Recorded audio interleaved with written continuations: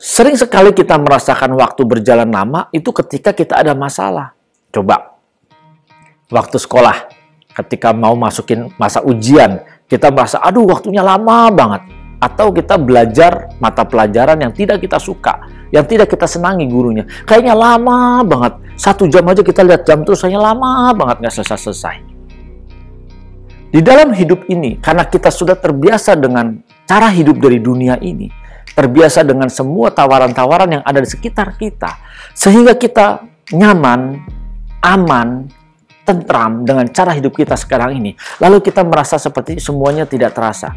Bayangin Bapak Ibu Saudara, waktu ini cepat berlalu. Tapi Bapak Ibu Saudara nggak pernah tahu kan bahwa ada satu titik ujung di mana nanti kita akan sampai di sana. Dan di satu titik ujung inilah kehidupan kita berakhir. Waktu taruhlah di usia 70 tahun, waktu berjalan terus, kita mendekat ke usia 70 tahun.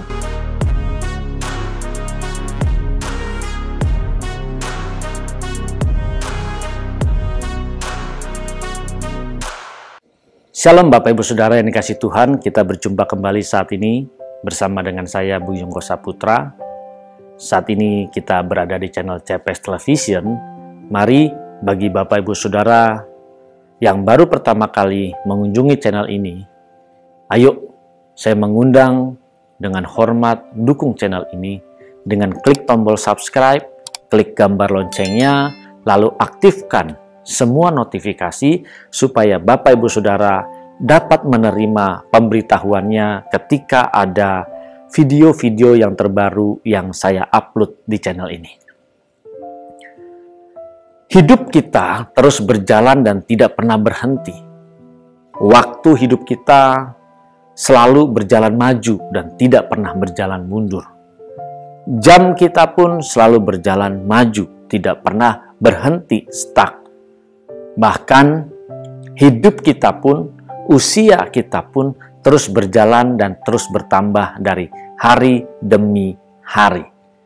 Sering kita tidak terasa, kok tahu-tahu kita sudah bertambah usianya, bertambah umurnya. Bagi Bapak Ibu yang mungkin punya anak-anak, dari habis dilahirkan, terus dia mulai berusia seminggu, 2 minggu, nggak berasa, tak tahu sudah 1 bulan. Terus dengan kelucuannya, dengan keasikannya setiap hari, tidak terasa juga, tiba-tiba sudah 3 bulan.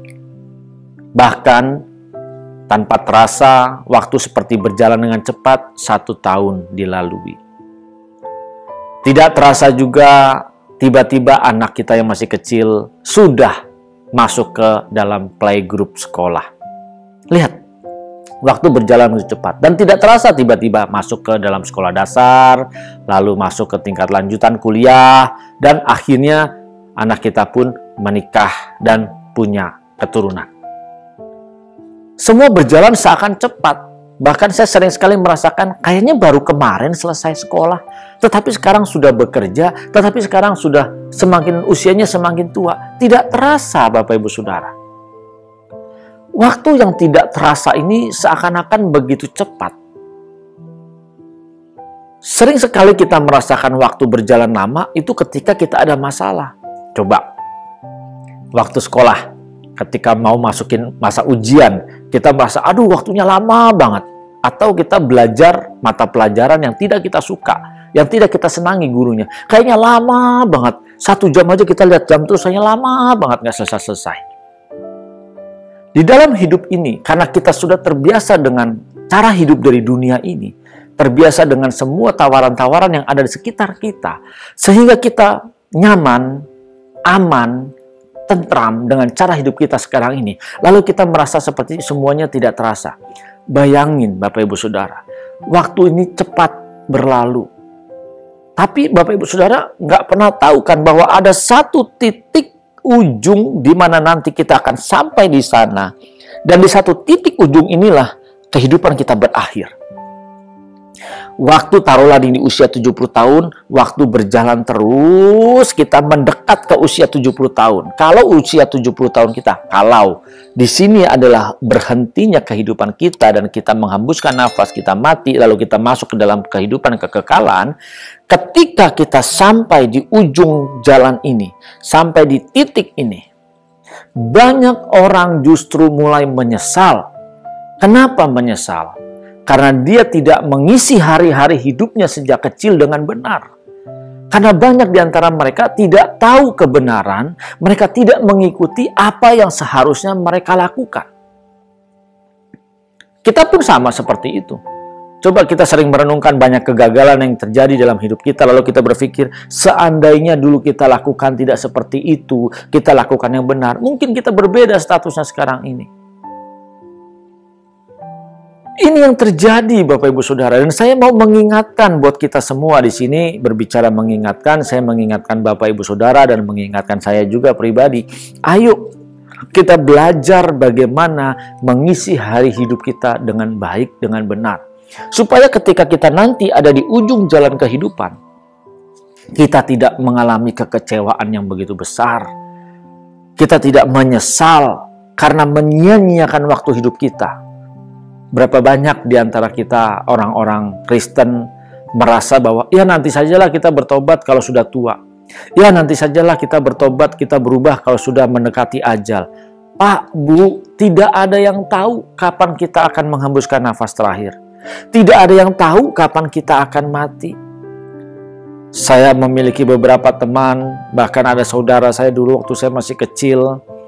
Paginya masih telepon-telepon, kita dengan sukacita ngobrol segala macam. Tiba-tiba malamnya dia kecelakaan dan koma selama 1 minggu. Dan akhirnya tidak sadar-sadar lagi dan dia menghembuskan nafas terakhir.